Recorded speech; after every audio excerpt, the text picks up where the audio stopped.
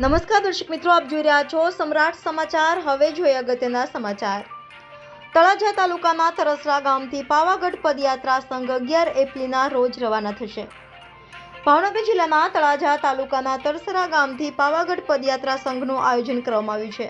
આ પદયાત્રા સંઘમાં જોડાવા માટે પણ યાત્રિકોને આમંત્રણ પાઠવવામાં આવ્યું છે।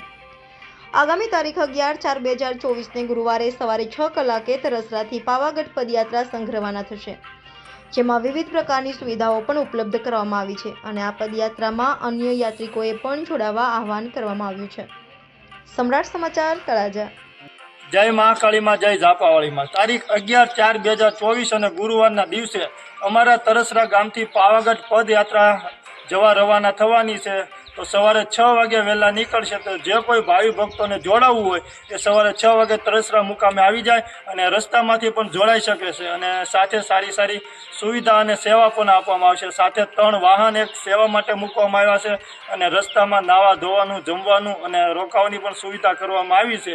તો જે કોઈ ભાઈને જોડાવવું હોય અમારા સંધુભાઈ બારિયાનો કોન્ટેક્ટ કરે, તેનો મોબાઈલ નંબર નીચે આપેલો છે અને ગામ તરસરા, તાલુકો તળાજા, જિલ્લો ભાવનગર। જય મહાકાળીમાં, જય ઝાપાવાળીમાં।